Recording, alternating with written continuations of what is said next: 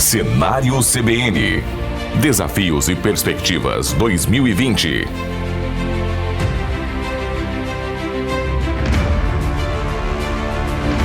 Olá, tudo bem? Está começando mais um Cenário CBN 2020, né? Um programa que a CBN já implantou há 2 anos aqui na capital e que hoje, mais do que nunca, exerce um papel fundamental para debater setores estratégicos da sociedade, ainda mais por conta da pandemia do novo coronavírus. Mas o assunto também é falar de economia, né, e falar de estruturação de um segmento tão importante que hoje nós vamos abordar aqui no Cenário CBN, que é o setor da limpeza, do asseio nas empresas. Assunto que nós vamos conversar agora ao vivo com o Daniel Amado Felício, que é diretor da empresa Funcional, empresa aí com vários anos de atuação no mercado, e presidente também do Sindicato das Empresas de Asseio e Conservação. Daniel, seja bem-vindo à Rádio CBN. Obrigado, Inês. Bom dia aos ouvintes. Como que a gente pode classificar esse momento, Daniel, do ponto de vista de asseio e conservação, né? Sendo que o mundo todo fala sobre esse tema, né? E hoje, mais do que nunca, é um tema essencial para a saúde. Exato. Asseio e conservação, na realidade, é um serviço essencial. Isso ninguém tem dúvida.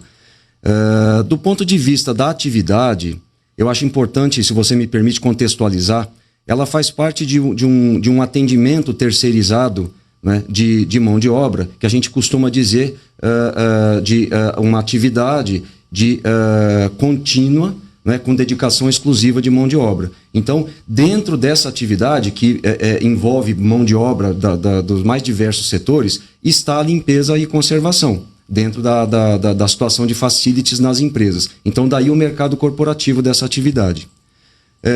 Bom, como você bem colocou, essa atividade ela sempre foi essencial, mas ela passou a ganhar uma importância estratégica em função dessa pandemia, né? Porque as pessoas começaram a entender que limpeza é diferente de higienização. Então esse é um ponto muito importante que a sociedade começou a perceber e começou a exigir desse mercado de limpeza profissional, que, diga-se de passagem, tem uma estrutura institucional muito forte, né? Desde a questão regional e nacional, porque ela envolve não só questões de relações do trabalho, mas também de formação e capacitação da mão de obra, né? De criação de procedimentos, técnicas de limpeza, de aplicação, gestão de facilities. Então, essa é um setor, é um segmento já bem estruturado e que talvez isso tenha facilitado a aplicabilidade dessa atividade nesse contexto. A empresa Funcional, da qual você é diretor, mas empresas no geral, percebeu essa demanda do mercado? Uma atenção especial maior por conta do momento que estamos passando? Sem dúvida, a gente monitora o mercado e a gente percebeu, dentro de um levantamento de março para abril, um aumento expressivo, assim, em números absolutos, de 17% na quantidade de profissionais da limpeza terceirizados atuando no mercado. Então, esse realmente é uma situação que de um mês para o outro subiu bastante. E a gente entende que o mercado corporativo tem buscado mais o serviço profissional de limpeza. Então você trouxe um cenário positivo aqui. Sim, que foi, né, dentro da... Não deixa de ser um mercado. É um mercado que aproveitou essa oportunidade e cresceu o número de funcionários 17%. Exato. O número de postos de trabalho de funcionários terceirizados profissionais de limpeza subiu 17%. A maioria é segmento empresarial. É corporativo. Corporativo. As empresas, né, que são atendidas, vocês perceberam, não só pela questão do momento em si, mas uma mudança de comportamento, um entendimento maior? Como que está sendo feita essa comunicação entre quem presta serviço e para quem está precisando desse serviço nesse momento? Perfeito. Eu acho que todos passaram a se preocupar um pouquinho mais com processos. A limpeza era feita de uma forma um pouco... numa sequência não tão dentro de procedimentos adequados, né? E passou a se dar um pouco mais de importância a processos, até porque a gente tem que separar, como eu disse, limpeza de higienização. Sanitização precisa ter uma atuação diferenciada. E isso você consegue através de procedimentos e processos estruturados. Que isso a gente traz através, como eu disse, da nossa estrutura institucional. A gente faz a capacitação desses trabalhadores, acompanha. Inclusive, se você me permite dizer aqui no ar, a gente vai estar fazendo mais uma live focada nos nossos supervisores e facilitadores para essa questão da biossegurança, da aplicação de procedimentos e técnicas de limpeza no emprego das tarefas, né? E isso vai acontecer na sexta-feira agora, focado nas empresas de asseio e conservação. Daniel, aproveitando o seu conhecimento na área, a gente passou aqui por momentos, no comércio principalmente, né, de restrição, por conta de aglomerações, e recentemente nunca se falou tanto em projetos de biossegurança, em limpeza. Os shoppings tiveram que apresentar projetos para poder reabrir, camelódromo, né, também um projeto de segurança, enfim, rodoviária. Quando a gente fala de um projeto de biossegurança, é muito além da limpeza. Gostaria que você explicasse um pouquinho para que nós tenhamos aí uma noção da importância disso, ainda mais nesse momento. Ok. Esse projeto, na realidade, envolve, nós até fizemos isso na empresa, nós montamos um comitê de crise e desenvolvemos um protocolo, que a gente chama de protocolo Covid. Isso foi disponibilizado não só para os tomadores, para os clientes, para a sociedade em geral, mas principalmente para os profissionais da limpeza que atuam.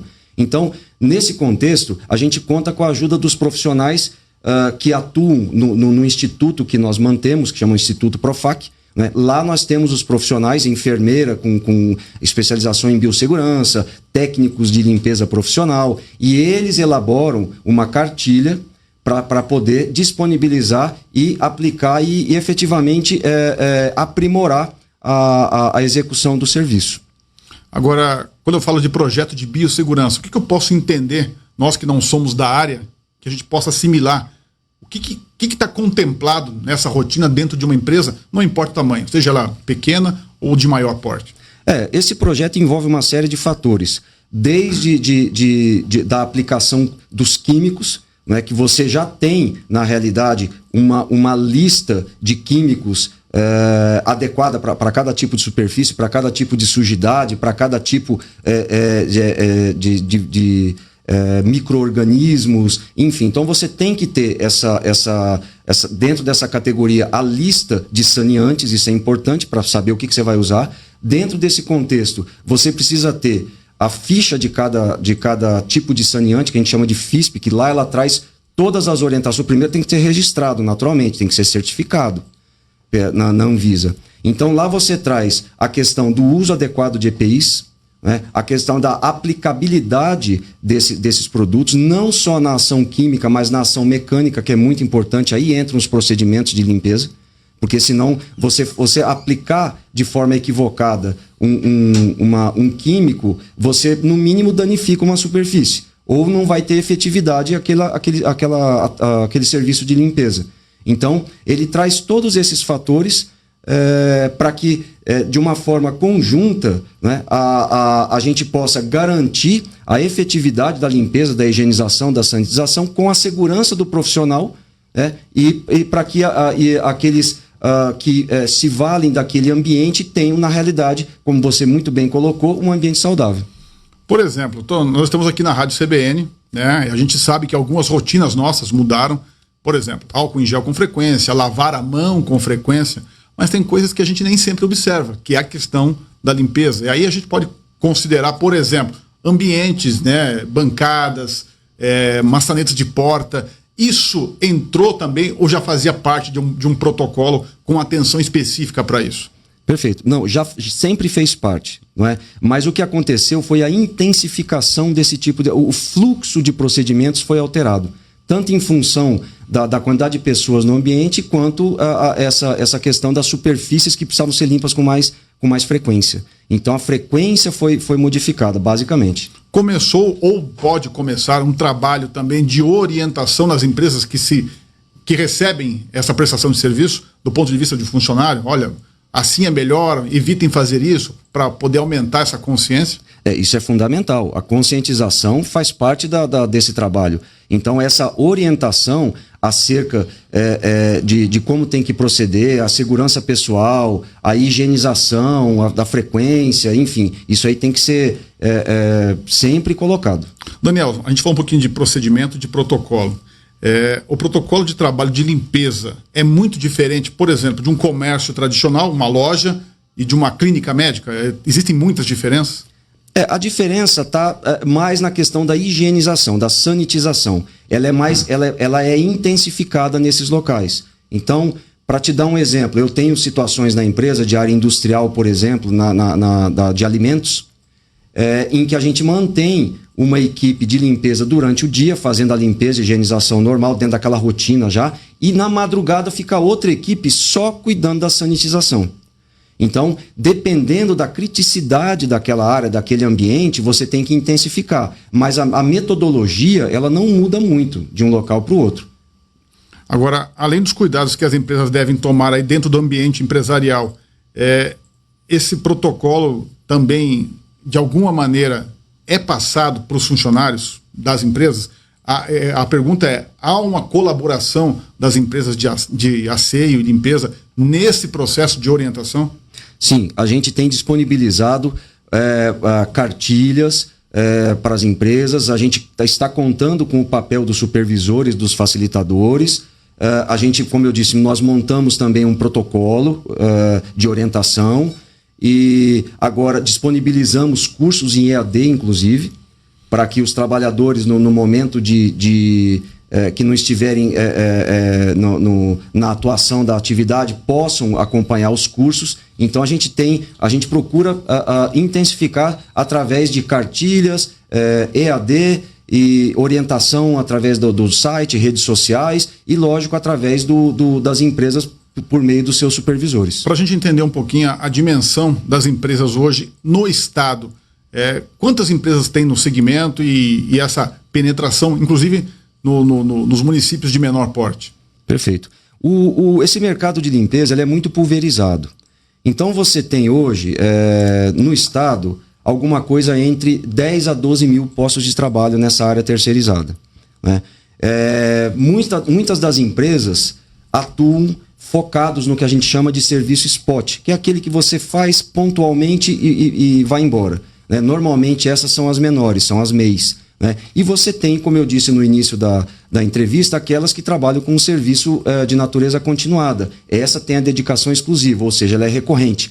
A pessoa trabalha no ambiente do tomador diuturnamente, né? Então, dentro desse contexto, nós temos aí alguma coisa acima de 100 empresas atuando. 100 empresas? Acima de 100 empresas atuando no... É um número bom para o segmento?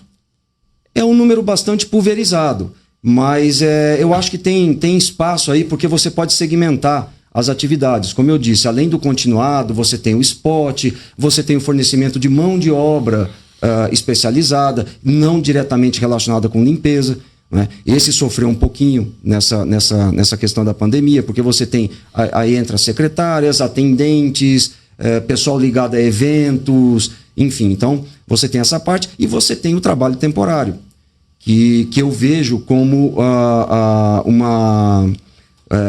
uma situação que vai se intensificar bastante daqui para frente, dada a situação das empresas e da economia sendo retomada. Então, o trabalho temporário é um outro segmento dessa atividade, onde nós vamos ter uma procura bastante grande, no meu entendimento. Porque as empresas, hoje, a gente sabe que é muito caro, muito burocrático você contratar e demitir. As empresas, elas estão voltando aos poucos e estão se reestruturando. Nessa reestruturação, o trabalho temporário é fundamental, porque ela conta com uma empresa especializada em fornecimento de mão de obra e ela tem essa facilidade de ir desenvolvendo o trabalho de acordo com aquela demanda que ela tem naquele momento. Falando um pouquinho de desafios, né? A gente trouxe um dado positivo, que foi aí a demanda crescente de março para abril de 17% nos serviços, mas hoje, olhando para o segmento, independente de pandemia ou não, quais são os desafios que o setor encara, né, para 2020, que você precisa? São obstáculos que precisam ser ultrapassados para poder ter um desenvolvimento melhor desse setor. Perfeito. Eu acho que nós temos 2 desafios aí, que é o que a gente vem trabalhando bastante no âmbito do sindicato. A questão da valorização das empresas e da preparação da gestão dessas empresas. A gente precisa fazer um trabalho intenso de gestão. E a outra parte, sem dúvida nenhuma, é a formação da mão de obra. Porque nós temos uma mão de obra que é quase que uma porta de entrada para o mercado formal. Então, nós temos que captar essa mão de obra de baixa escolaridade e formação restrita e formá-la, né, para poder atuar efetivamente, tecnicamente, no emprego das tarefas. Então, o grande desafio é trabalhar a gestão das empresas, porque a gente ainda vê muita empresa com problemas de gestão mesmo, e a formação da mão de obra, que é fundamental. Quer dizer, a formação é um grande obstáculo, assim como é para o setor industrial, né, que tem a dificuldade de encontrar o profissional com o perfil, né, para trabalhar numa área que parece, a olhos de fora, assim, simples, mas tem muitas normas técnicas a serem seguidas. Exato, tem. Existe um núcleo de formação, eu sei que aí depende muito do porte da empresa que atua, né? Vamos pegar como exemplo a funcional, da qual você é diretor. A mão de obra, esse trabalhador, ele passa por um processo de formação? Sim. Nós temos uma parceria com o Instituto Profac daqui de Campo Grande e mantemos uma parceria com uma instituição do Paraná, que se chama FACOP, né? Essas instituições estruturadas aqui em Campo Grande, elas têm aula presencial e aula em EAD.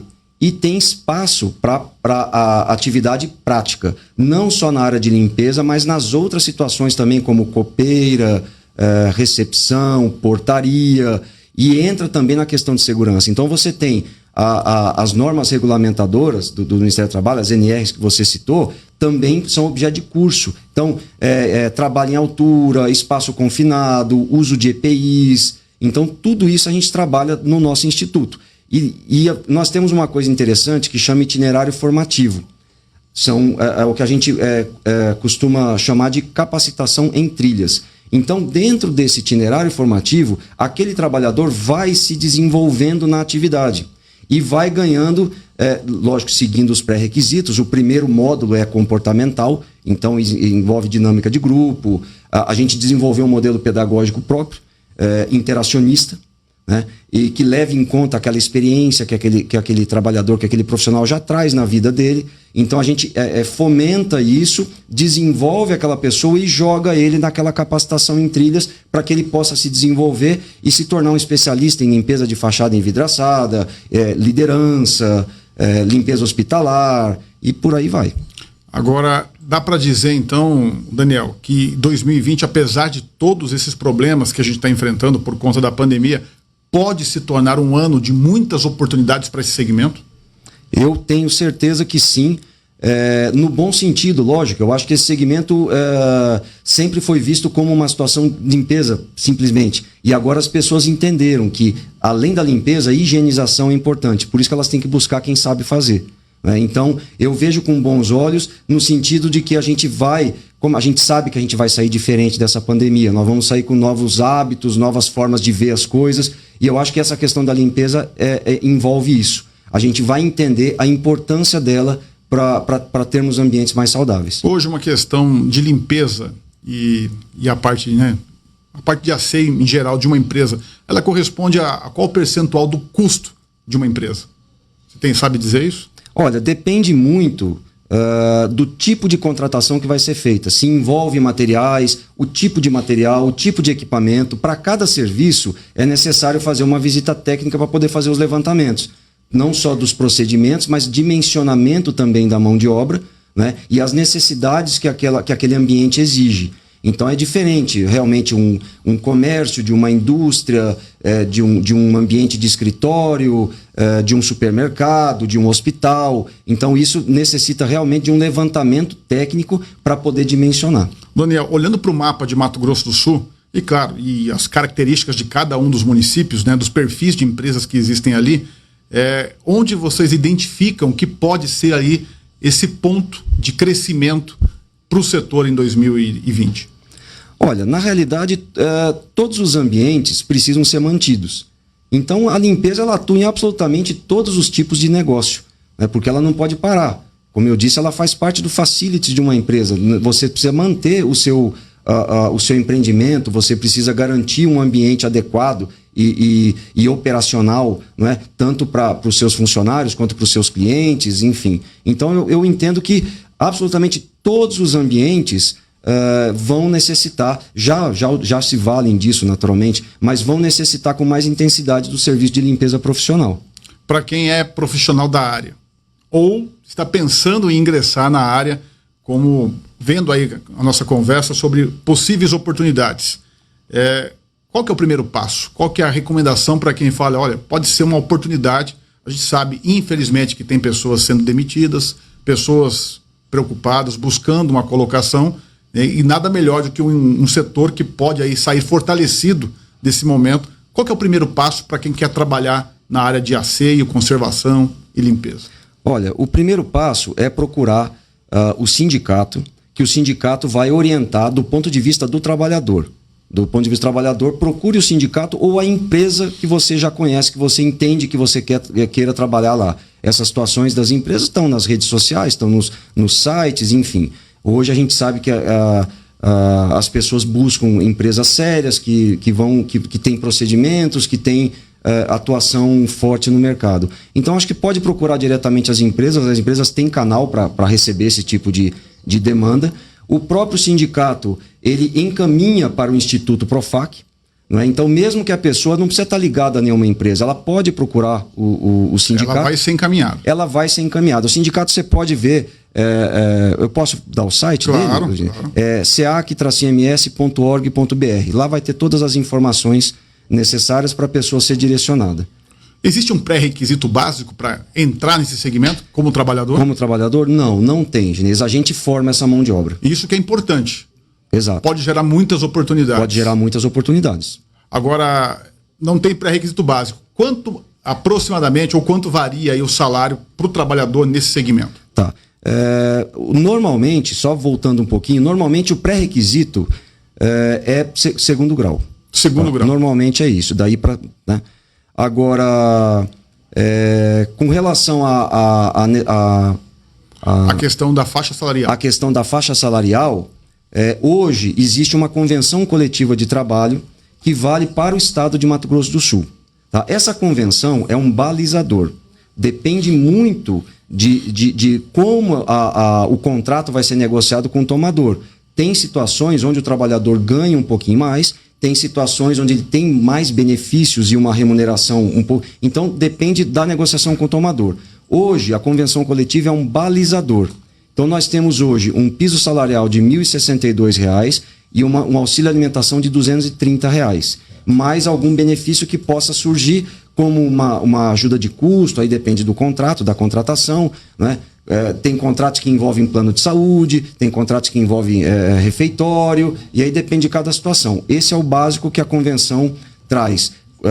Um seguro de vida, um auxílio funeral, tá? Esse é o básico. Sem esquecer que a pessoa pode galgar ali, como você disse anteriormente, cargos dentro das empresas. Exato, e evoluindo, e claro, consequentemente, aumentando esse ganho. Perfeito, ela pode evoluir sim, você tem níveis dentro da convenção coletiva, não só de servente de limpeza, que é a porta de entrada, mas você pode assumir lideranças como encarregado, você pode assumir supervisão, pode assumir coordenação, enfim, até depende do desempenho da pessoa e das oportunidades, naturalmente ela vai crescendo. Daniel, a gente está quase finalizando nossa entrevista e eu quero que você, como representante do sindicato e também diretor de uma das maiores empresas, que é a Funcional, deixasse aí uma mensagem, tanto para empresários quanto para funcionários, diante desse momento e como que vocês pensam em sair desse momento lá na frente.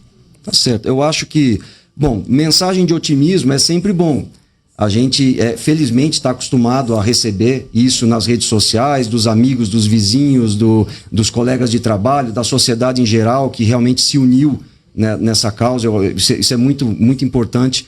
Mas, se você me permitir, eu gostaria de deixar uma mensagem um pouquinho mais pragmática e parafrasear o que você falou no começo da entrevista, porque para mim é fundamental. Fica à vontade. Eu acho que a frase seria a seguinte: limpeza e saúde são dois fatores indissociáveis.